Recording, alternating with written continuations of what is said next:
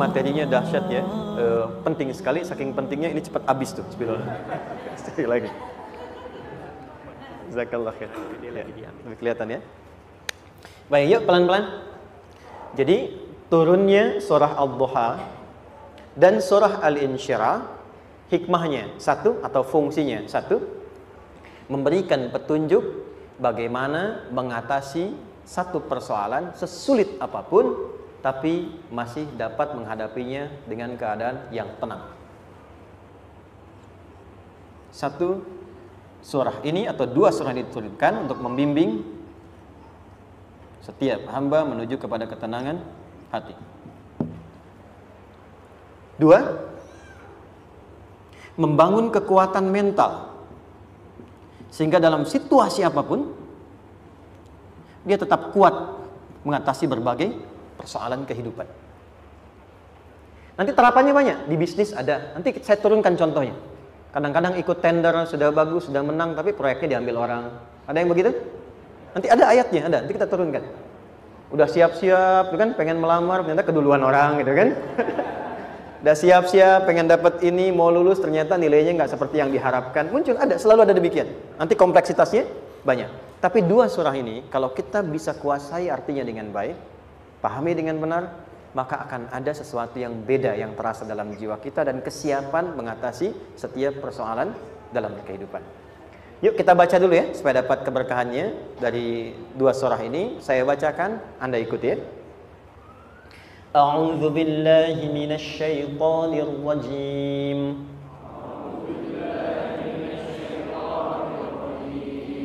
Bismillahirrahmanirrahim.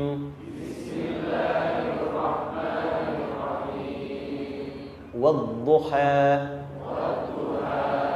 والليل إذا سجى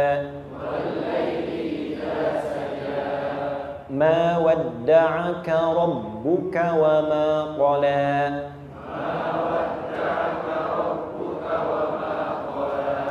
ما ودعك ربك وما قلى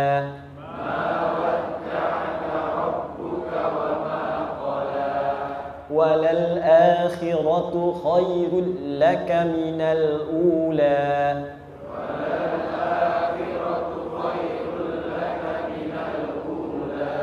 ولسوف يعطيك ربك فترضى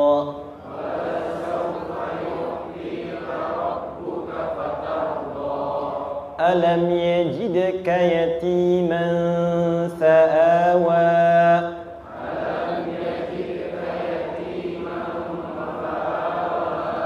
ووجدك ضالا فهدى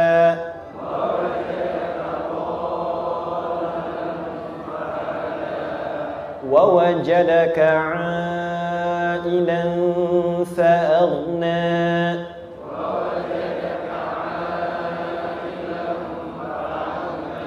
فأما اليتيم فلا تقهر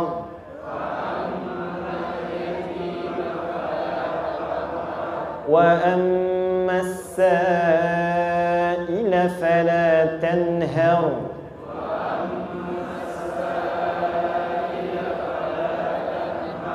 وأما بنعمة ربك فحدث.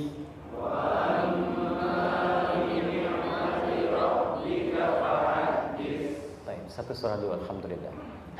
Izin saya bacakan tadi untuk diikuti supaya setidaknya kalau kita pulang dan ditanya bagaimana hidupmu engkau jalani, seperti apa engkau berinteraksi dengan Quran yang telah aku turunkan, maka kita pernah menjawab, ya Allah kami pernah bacakan itu.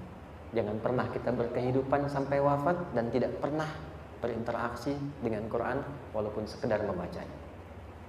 Wadduha, aku bersumpah, setiap huruf waw yang berada di awal kalimat di satu surah itu makna utamanya berarti sumpah. Ya, qasam, sumpah. Seringkali diartikan demi, ya. Wal asri, demi masa. Wal fajri, demi waktu fajar. Wal-laili, demi malam. Intinya sumpah. Sebentar, pelan-pelan. Kalau Allah menyampaikan sesuatu kepada kita, yakin tidak? Saya ulang, yakin tidak? Serius? Hah? Kalau yakin, kenapa tidak dilakukan? Ya, itu pertanyaan besar ya. Baik. Kalau Allah menyampaikan, tidak bersumpah pun harusnya kita yakin. Tapi kalau Allah bersumpah dalam kaidah ilmu tafsir, berarti ada sesuatu yang sangat penting, yang saking pentingnya akan sangat dibutuhkan oleh setiap hamba, sehingga diminta setiap hamba itu fokus menyimak apa yang mau disampaikan. Bahkan saking pentingnya menyimak itu, Allah bersumpah. Jelas? Jadi kalau teman-teman menemukan di Quran ada ayat dibuka dengan sumpah, berarti ada kasih Allah yang tinggi yang akan disampaikan di ayat itu sampai meminta kita fokus untuk menyimaknya. Ad-duha, untuk memudahkan maknanya, teman-teman kalau waktu duha itu jam berapa ya? Oke, sebetulnya dimulai sejak matahari itu mulai naik, yang memantulkan ya atau menyinari cahayanya itu mulai terasa lembut. Ya, kalau misalnya kita ambil 1,5 jam setelah subuh. Sekarang subuh 4:30 lah, taruhlah 4:30 ya. 1,5 jam berarti jam 6 kan? Nah, itu awal duha tuh. Awal duha. Sampai ke pertengahan kurang lebih 9:30, jam 10. Akhir duha jam 11 sampai menjelang ke zuhur. Awal duhanya disebut dengan syuruk namanya. Syuruk. Jadi syuruk itu awal duha. Kalau sudah jam 6 ada cahaya matahari ya, enak nggak ke tubuh kita itu? Nyaman nggak? Jam 8 enak nggak kalau berjemur ya? Jam 9 enak ya? Nah, ini kata kiasan dalam bahasa Arab. Kalau kita merasakan sesuatu yang enak, nyaman, memberikan manfaat yang banyak, itu orang Arab sering memberikan kiasan dengan waktu-waktu tertentu. Di antaranya duha. Jadi kalau kita menemukan kalimat duha, jangan langsung diartikan ke waktu duhanya. Boleh jadi yang diinginkan adalah makna di balik itu, yaitu semua kenikmatan dan kenyamanan yang didapatkan.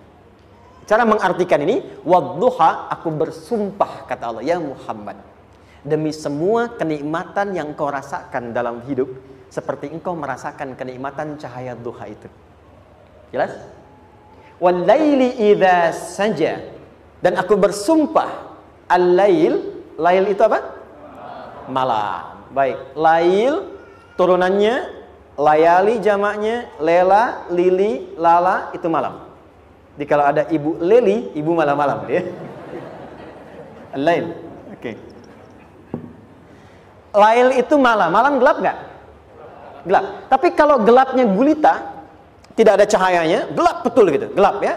Misalnya sedang kita dapati misalnya satu momentum padam lampu, padam semua, dan pas gerhana misalnya gelap sekali. Nah, itu bahasa Arabnya disebut dengan saja namanya. Ya, saja. Wal-laili idza saja. Dan malam apabila telah gulita. Zaman Nabi kan nggak ada lampu. Ya, belum ada PLN, ya, dan seterusnya. Jadi gelapnya betul-betul gelap. Saya mau tanya sebentar. Biasanya kalau situasi gelap itu mudah nggak menemukan benda tertentu? Melangkah mudah atau sulit?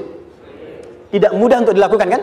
Dalam bahasa Arab, kalau kita ingin mengungkapkan satu kegamangan yang luar biasa, sampai kita merasakan gelap dan sulit melangkah, bukan hanya karena nggak ada cahaya, mungkin karena ada pekerjaan tertentu yang menyulitkan, masalah tertentu yang menyulitkan, sehingga merasa seakan-akan kita tuh gelap, makan nggak enak, melangkah susah.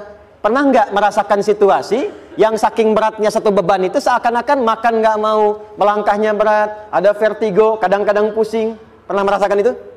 Itu bahasa Arabnya wal-laili idza saja.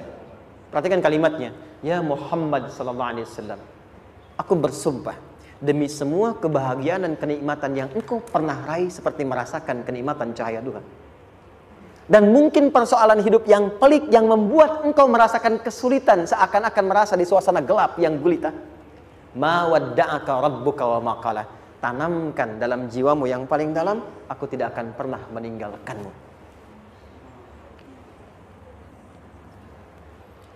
Ada suami pulang dari pekerjaan, mendapati istri sedang termenung dan mengalir air matanya. Tiba-tiba suaminya datang mengatakan, hangat sekali pada istrinya, di sampingnya membelainya dan mengatakan, "Ma, demi semua suka yang pernah kita lalui bersama, dan demi duka yang mengalirkan air matamu saat ini pun, tanamkan dalam hatimu yang paling dalam, papa akan selalu bersama mama dalam setiap situasi itu. Kira-kira para ibu merasakan itu bagaimana perasaannya? Masa sih? Tapi itu menarik loh. Menarik ya. Jadi kalau teman-teman ngaji surat Yusuf, di surat Yusuf itu laki-laki diilustrasikan dengan matahari, perempuan diilustrasikan dengan rembulan. Ya. Inni ra'aitu ahada asyara kaukaba wasyamsa wal qamara ra'aituhum li sajidin. Ayah, aku melihat bulan dan matahari serta 11 gemintang sujud hormat kepadaku. Jadi matahari diartikan itu sebagai laki-laki, suami, ayah. Kenapa disebut matahari? Diilustrasikannya, matahari itu kan menyengat dengan kuat. Kalau kita menjemur, mengeringkan pakaian, melindungi. Tipikal suami itu melindungi. Ada yang ganggu istri, sengat dengan kuat. Ada air mata yang mengalir, hey, keringkan itu sehingga tidak larut air mata mengalir di pipinya. Itu matahari. Sebaliknya rembulan. Rembulan itu kan enak dipandang, bukan bulannya ya. Bukan bulannya. Kalau bulannya kan desainnya nggak sempurna, baik terlihat. Tapi cahaya rembulannya tampil dengan indah, tampil dengan baik, enak dipandang, menenangkan, dan tidak tertukar. Jangan sampai ada istri jadi matahari, suami jadi rembulan. Jelas ya? Dengan kekuatan bulan aku menghukummu, ya kan? Itu salah. Oke. Tahan sampai sini, tahan. Lihat baik-baik. Saya berhenti sampai sini dulu. Kalau di Quran ada ayat menyebutkan, tidak spesifik orang yang disebutkan dan kapan kejadiannya, maka peristiwa itu akan terjadi dan dialami oleh kemungkinan generasi berbeda di setiap masa dengan tokoh berbeda tapi perasaan yang serupa. Sebaliknya, kalau disebutkan namanya, jelas identitasnya, kapan kejadiannya, maka peristiwa itu hanya akan menimpa orang tersebut dan tidak akan dialami lagi orang lain setelahnya. Saya tanya dulu yang akhwat, yang perempuan. Kenal Maryam? Kenal, bagus. Kenal di mana? Maryam anaknya Imran. Mengandung, melahirkan Isa alaihissalam, Yesus, Mesias, tanpa disentuh laki-laki manapun. Dan di Quran identitasnya disebutkan langsung. Maryam binti Imran. Wa Maryam ibnata Imran. Ini menunjukkan kesan bahwa yang mengandung dan melahirkan tanpa disentuh laki-laki manapun, itu hanya Maryam anaknya Imran. Ingat ya, mengandung melahirkan tanpa disentuh laki-laki manapun. Bukan mengandung melahirkan tanpa suami, kalau itu banyak dia. Ya, mengandung melahirkan tanpa disentuh laki-laki manapun. Hanya Maryam binti Imran. Tapi kalau nggak disebutkan siapa orangnya, kapan kejadiannya, tidak detail disebutkan, ini artinya situasi itu akan dialami kembali oleh orang di masa depan dengan generasi yang berbeda tapi substansi yang sama. Pertanyaannya, pernahkah kita mengalami situasi yang sulit sampai seakan merasa gelap? Nah, baik, maka adab yang pertama, jika mengalami situasi seberat apapun dalam berkehidupan, maka dekati Allah Subhanahu wa ta'ala. Ini awalnya, dekati Allah. Apalagi kalau ada yang mengatakan ini nggak mungkin, ini nggak akan terjadi, ini nggak bisa. Kalau sudah ada tanda seperti itu tanda langsung dari Allah supaya Anda diminta langsung mendekat kepada Allah dan tinggalkan semua makhluk. Karena Allah hanya akan mengabulkan langsung kepada Anda tanpa perantara siapapun. Itu yang terjadi pada Nabi Zakaria. Ini nggak mungkin, ini mustahil. Maka beliau langsung memohon kepada Allah dan langsung menyebutkan, ya Allah, saya minta darimu saja, tidak dari yang lain. Maka dikabulkan seketika. Jadi yang pertama, jika punya kesulitan sebesar apapun, seberat apapun, cepat dekati Allah. Maka di situ akan dijawab langsung oleh Allah, ma wadda'aka rabbuka wa ma qala. Hambaku, sepanjang engkau mendekat kepadaku, maka yakinkan dalam dirimu, situasi apapun yang kau rasakan, aku tidak akan pernah meninggalkanmu. Sudah? Satu? Paham sampai sini? Oke. Pelan-pelan ya. Saya belum bicara caranya. Saya baru bicara di awal motivasinya. Dekati Allah dulu, nanti caranya didetilkan di surah Al-Insyirah. Teruskan. Ma wadda'aka rabbuka wa ma qala. Walal akhiratu khairul laka minal. Perhatikan. Hei, seberat-berat bebanmu saat ini, ingat, satu saat akan tuntas. Dan ini pun ujian. Kalau sudah meninggal, gak ada ujian lagi. Dan nanti kehidupan yang sekarang, apapun yang kau pertentangkan, perdebatkan, perselisihkan, itu semua akan ditinggalkan. Jadi ternyata Allah mengungkap hakikat kehidupan dunia. Apapun yang diperselisihkan, tuh unik ya. Orang berselisih pada yang akan ditinggalkan. Aneh nggak? Ada orang berebut makanan, kan? Rebutan sampai berkelahi dan sebagainya. Pada akhirnya, makanan yang diperebutkan itu pun akan ditinggalkan. Yang ini meninggal, itu meninggal. Jadi memperebutkan sesuatu yang pada akhirnya akan berakhir. Kata Allah, Allah sampaikan, jika Anda mengalami situasi, sesuatu yang mungkin membuat berat, tanamkan pada jiwa kita, hei, yang aku kejar-kejar ini, boleh jadi aku akan tinggalkan juga. Kenapa aku harus menangisi dan larut pada sesuatu yang tidak abadi? Maka Allah hibur kita dengan mengatakan, kamu tenangkan diri dulu. Semua yang kamu pikirkan sampai membuat kamu berat begini, pada akhirnya kamu tinggalkan. Dan yang abadi itu akhirat. Walal akhiratu khairul laka minal. Dua, pelan-pelan sikapi setiap masalah dengan proporsional. Jangan terlalu larut dalam sesuatu. Dapat job satu, pengen, udah siap, kontraknya besar, tiba-tiba hilang. Dipikirin, Anda mikirkan itu pun gak akan balik. Proporsional aja dulu. Ya. Nanti caranya akan turun nanti di Al Insyirah. Tenangkan diri dulu. Prasangka baik kepada Allah Subhanahu wa taala. Boleh jadi apa yang Allah ingin berikan sebagai pendahuluan sekarang belum sampai kepada kita karena Allah menyiapkan yang lebih baik di balik itu. Kita belum tahu ada apa di balik itu sehingga kita tidak dapatkan itu. Sehingga kemudian Allah katakan walal akhiratu khairul laka minal ula. Teruskan wala saufa yu'tika rabbuka. Pelan-pelan. Orang yang punya sikap seperti ini itu cenderung lebih dekat mendapatkan ridha Allah dibandingkan dengan orang-orang yang larut dalam kesulitan. Orang yang move on dengan setiap persoalan dalam kehidupan, cepat berpikir secara proporsional, tidak menggantungkan hidupnya pada persoalan tertentu sehingga membuat dia menjadi beban, itu lebih mendekatkan dirinya kepada ridha Allah dibandingkan dengan orang yang meratapi persoalan hidupnya. Ya. Pelan-pelan. Jadi spiritnya, kalau punya masalah apapun, jangan dilarutin terus. Gak usah diratapi, cepat move on. Berpikir lagi, rencanakan lagi. Nanti, detailnya ada di Al Insyirah. Tapi poin besarnya, janji Allah mengatakan, kalau Anda bisa move on, proporsional, maka yang dijanjikan oleh Allah, di situ Allah percepat datangnya ridha Allah Subhanahu wa taala. Kalau ridha Allah sudah datang, maka akan dua yang diberikan. Pertama kali, ketenangan di dalam jiwa. Dan yang kedua, kemampuan untuk berikhtiar lebih baik mencapai apa yang diinginkan. Satu, kalau ridha Allah sudah diberikan pada seorang hamba, yang pertama diberikan ketenangan dalam jiwa. Bukan dunianya dulu.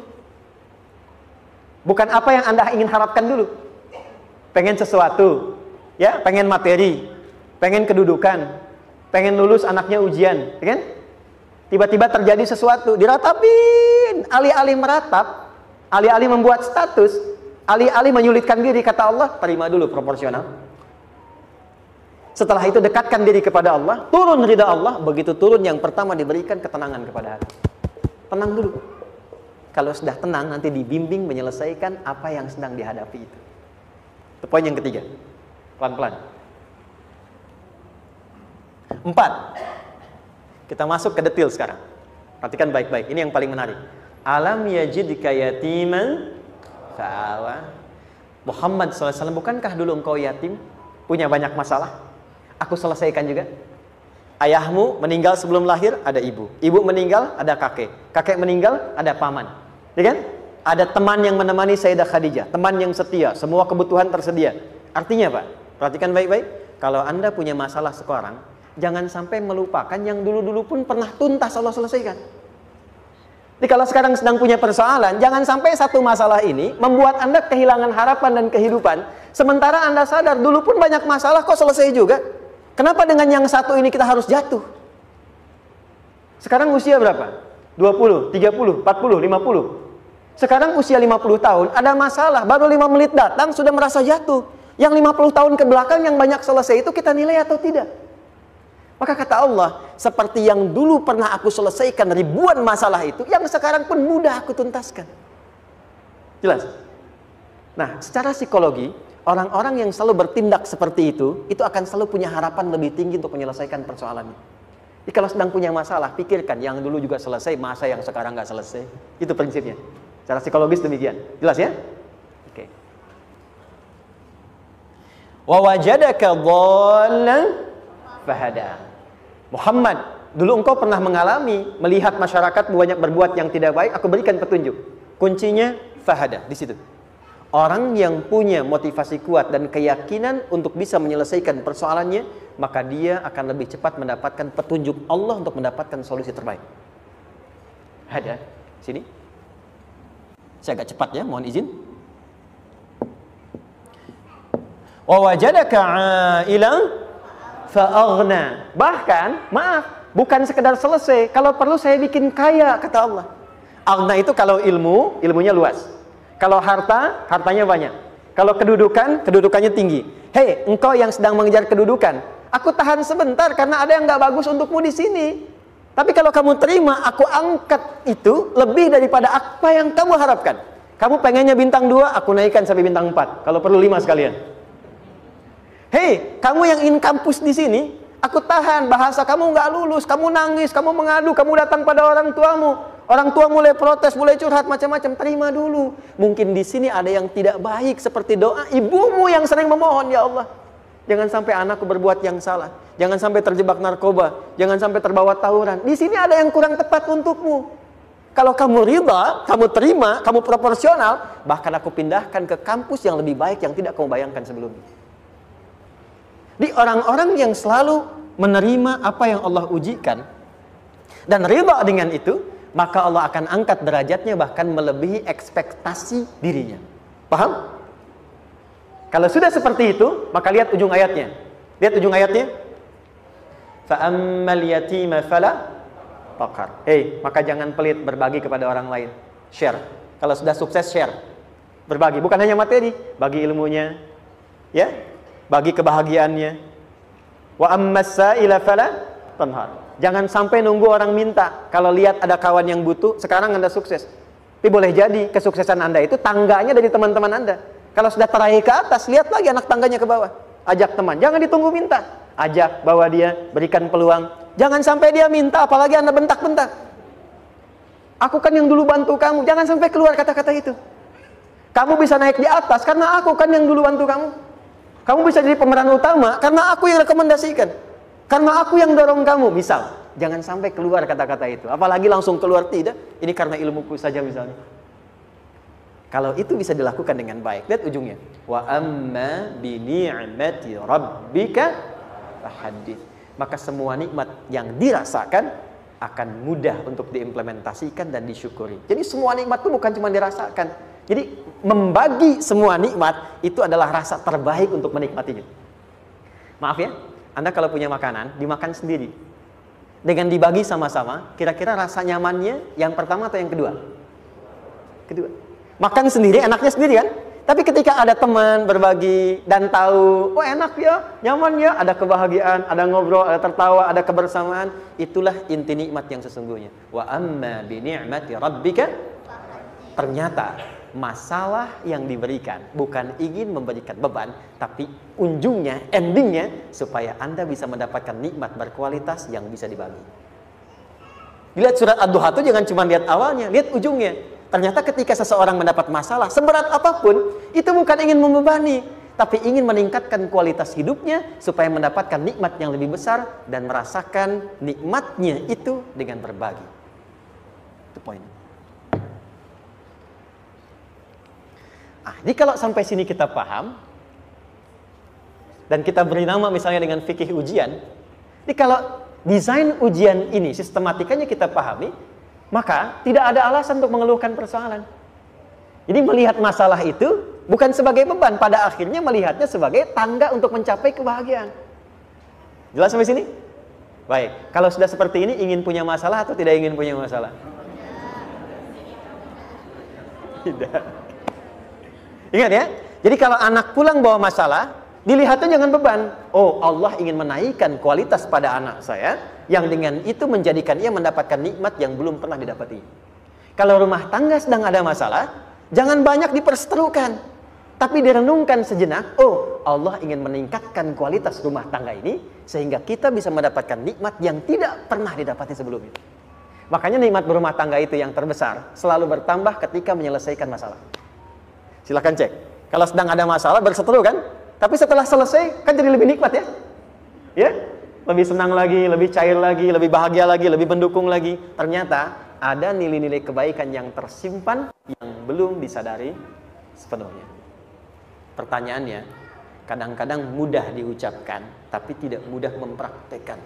Bagaimana itu semua bisa ditempuh dengan baik, sehingga ketika mengalaminya, kita bisa tenang menghadapinya. Maka turunlah surah Al-Insyirah. Saya cepat.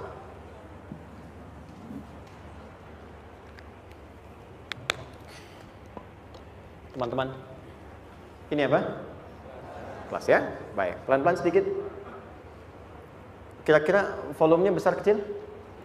Kecil ya? Baik. Kalau saya bandingkan dengan gayung, volumenya besar mana? Gayung ya? Baik. Kalau ini saya perlebar, sehingga bisa memasukkan apapun ke dalamnya, itu bahasa Arabnya disebut dengan insyirah namanya. Jelas? Meluaskan sesuatu sehingga terlihat lapang, sehingga memudahkan setiap hal masuk ke dalamnya. Itu insyirah namanya. Surah ini diberi nama dengan surah Al-Insyirah, yang berarti sesuatu yang lapang, yang tenang, yang nyaman. Yang diharapkan dengan keadaan hati yang lapang, nyaman, tenang itu, segala persoalan yang dihadapi dalam kehidupan akan mudah diterima dan tidak berdampak besar dalam menyikapinya.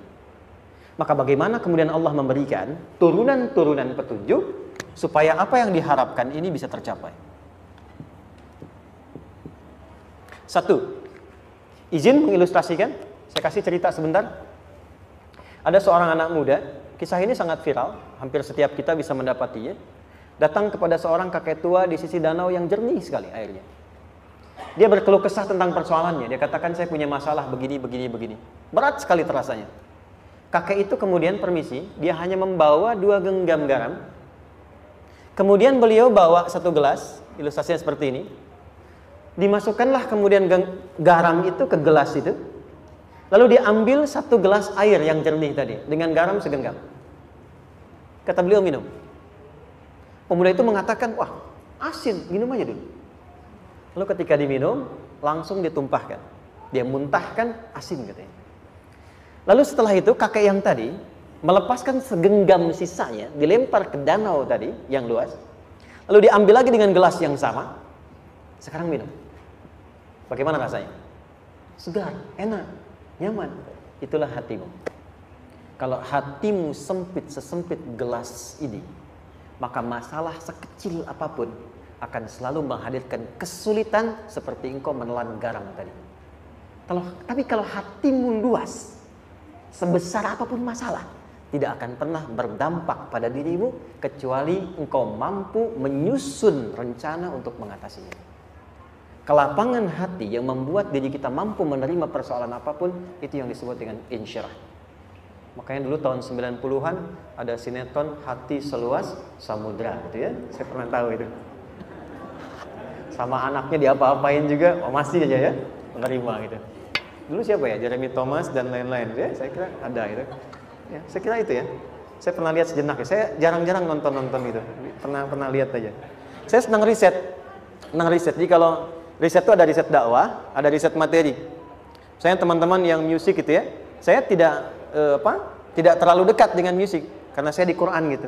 Tapi untuk mengetahui hukum musik itu bagaimana, saya riset. Sampai ke notasi saya tahu. C D F G A B C G A B C D F G D F G A B C D A B C D F G A F G A B C D E B C D E F G Ais B F G Ais B C D Ais Fis C D Ais Fis G Ais Bis Cis, gitu kan ya? Ya, tapi kalau diminta piano, gitar, ini saya nggak bisa. Ya, tapi untuk menentukan hukum, nah kita bisa paham gitu. Misalnya boleh nggak baca Quran pakai langgam Jawa gitu kan? Nah hukumnya apa? Nanti dari teori itu muncul. Ya, paham ya?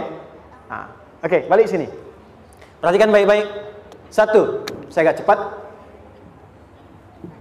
Ini ditafsir langsung turun Al-Insyirah. Yang pertama, alam nashrah laka sadrak wa wada'na anka wizrak alladhi qadha dhahrak. Tahan sampai sini dulu, 3 ayat. Saya mulai dari ayat kedua dan ketiga. Perhatikan baik-baik.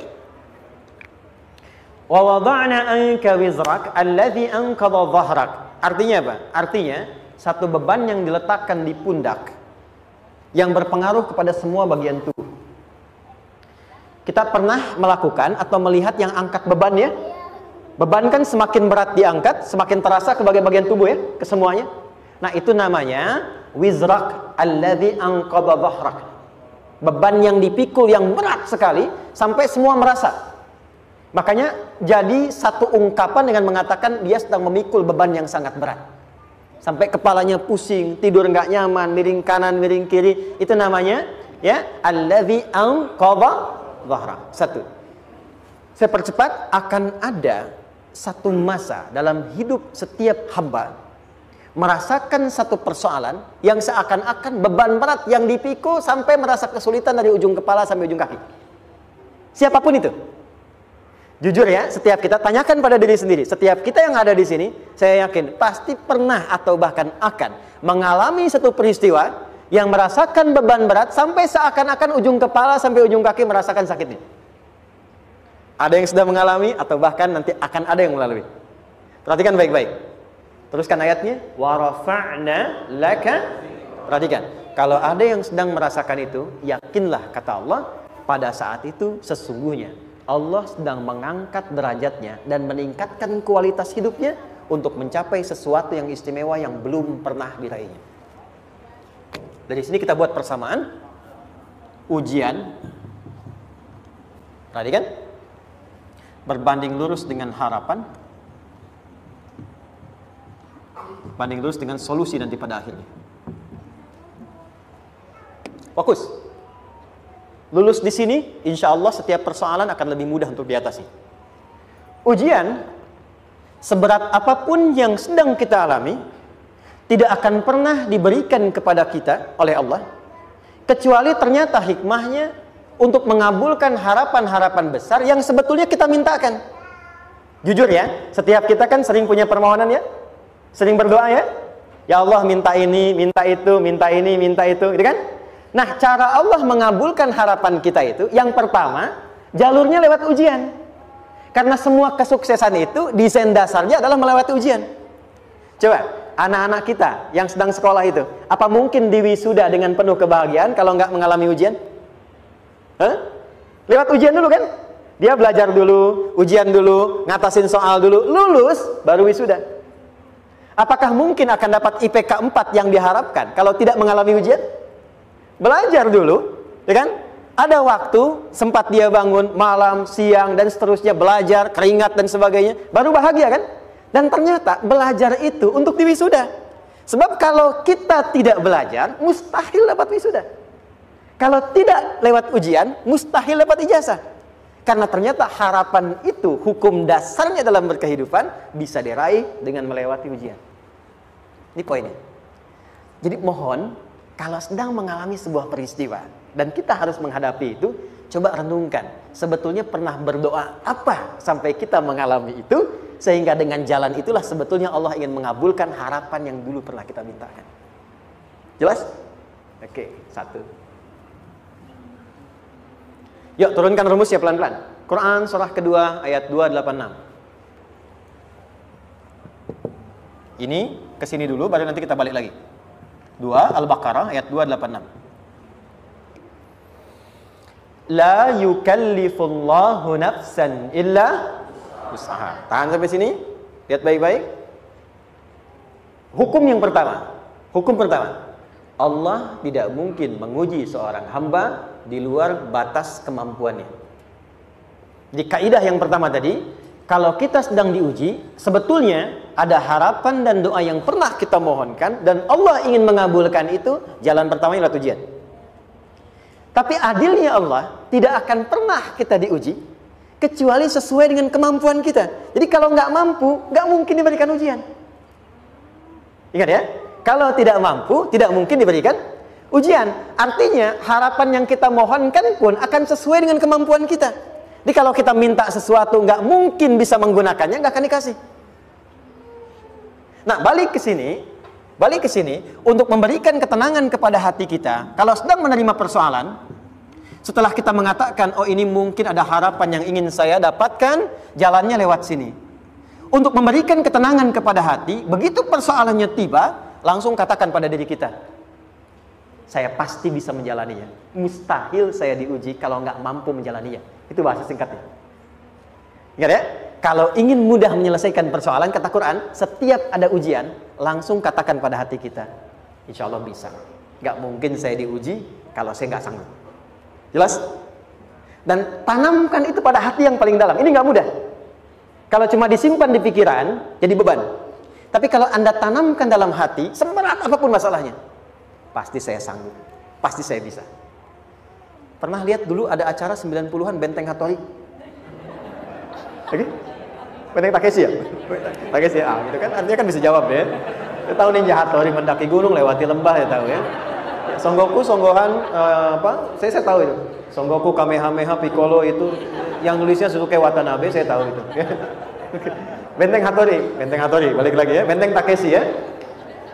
Puncaknya kan main pakai itu kan, pakai tank ya dan sebagainya.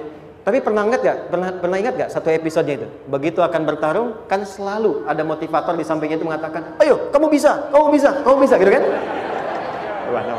Dia nggak ngaji Quran tuh, kita punya ayatnya. Pernah nggak? Buka lagi ya dulu ya. Oke. Korea, kenapa bisa nyusul Jepang?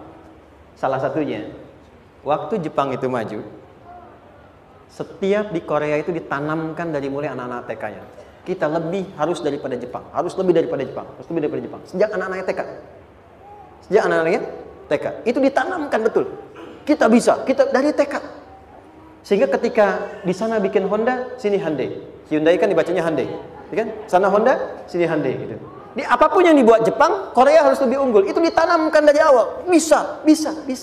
Kita itu sekarang punya ayatnya. Jadi kalau sedang punya masalah seberat apapun, katakan pada diri kita, insya Allah bisa. Gak mungkin diuji kalau nggak sanggup. Bisa insya Allah. Bisa. Kenapa mah? Bisa. Jelas? Oke. Sudah di situ teruskan. Lanjutkan. Warafa'na laka dzikra. Teruskan. Fa inna ma'al usri. Nah, ini poin terbesarnya.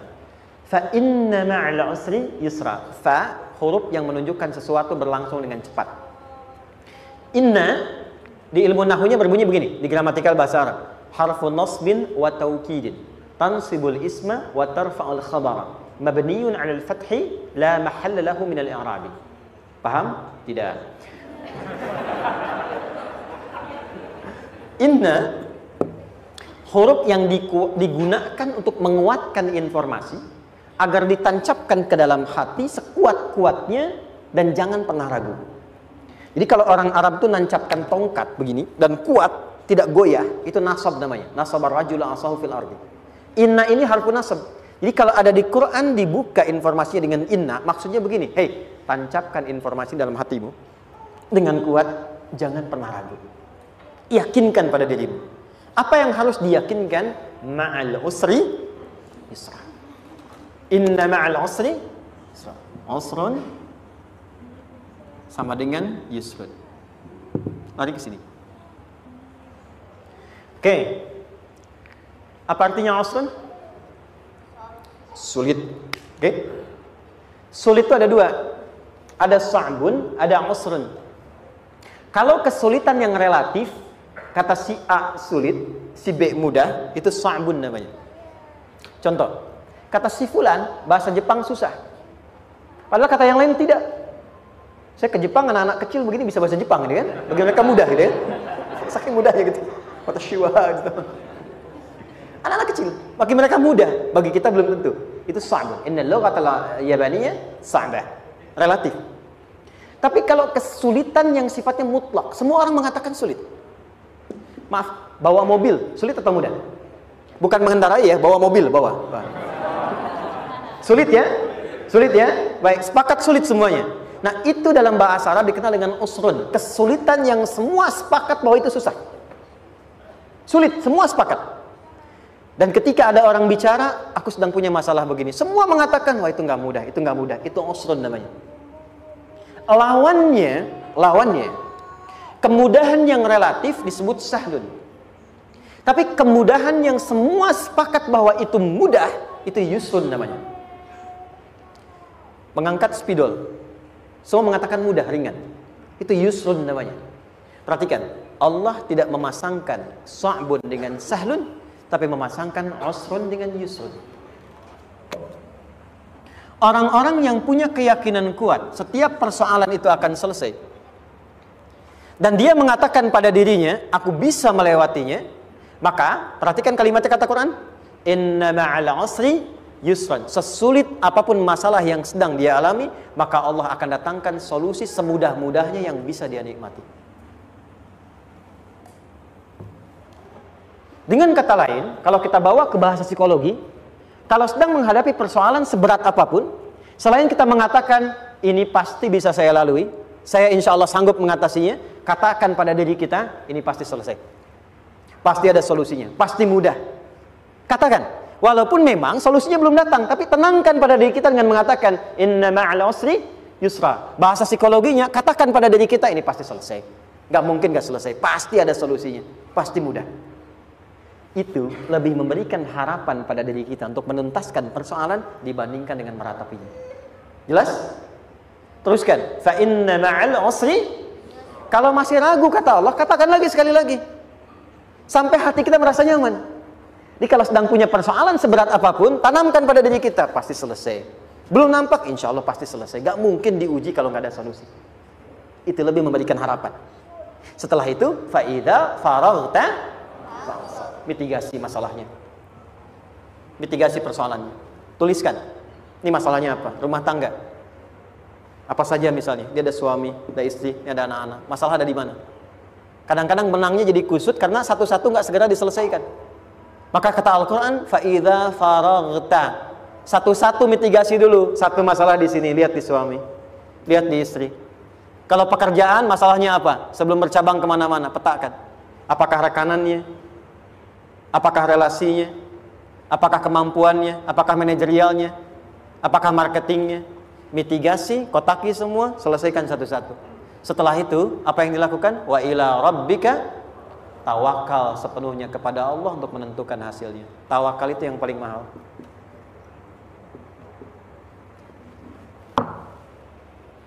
Anda kalau nggak punya kepasrahan, stres. Karena selalu memikirkan apa yang mau dikerjakan dan selalu orientasi pada hasil. Kita punya tawakal. Kalau kita mampu menyerahkan sesuatu, gini. Di sini ada orang yang paling jago misalnya main basket. Ada pertandingan basket. Begitu dibuka, udah tim musyawarah serahkan aja pada si fulan. Kan? Dia yang paling jago, dia. Bukankah dengan menyerahkan itu bukan hanya kita berikan sebuah tugas, ya kan? Tapi dengan itu ada kelapangan tersendiri kan? Yakinlah sukses, ini paling hebat. Pernah ada perasaan gitu? Sekarang, siapa yang paling mampu menguasai? Siapa yang paling hebat menyelesaikan segala hal? Siapa yang punya segalanya? Bukankah Allah? Orang-orang yang punya tingkat tawakal yang tinggi, maka satu, dia akan lebih stabil keadaan mentalnya dan tidak akan pernah gelisah dengan kekecewaan. Nggak ada kecewa. Karena tawakal itu kalau sudah kepasrahan pasti menerima hasil. Kalau sudah tawakal, terserah Allah tetapkan apa saja. Mau dapat sekarang, dapat besok, dapat nanti. Puncak yang paling tinggi, tugasmu hanya berikhtiar semampu yang bisa dilakukan. Selanjutnya, biarkan Allah menetapkan apa yang menjadi bagian dari maslahat kehidupan kita. Saya tutup. Cara Allah menjawab harapan kita ada 3. 1. Memberi langsung apa yang kita mintakan. 2. Menunda itu sampai kita siap menerimanya. 3. Mengganti apa yang kita inginkan dengan apa yang kita butuhkan. Saya ulang ya. 1. Memberi langsung apa yang kita mohonkan. Misal, ya Allah saya ingin A misalnya. Anak saya pengen ke ITB. Tapi nggak mungkin tiba-tiba langsung masuk ITB kan? Pasti lewat ini dulu kan? Ada ujian dulu. Ikut tes dan seterusnya diterima. Sesuai. 2. Kadang menunda sesuatu sampai dia sanggup menjalaninya. Anda punya anak usia 5 tahun. pengen diberikan motor, Anda mampu untuk memberi motor, dikasih nggak?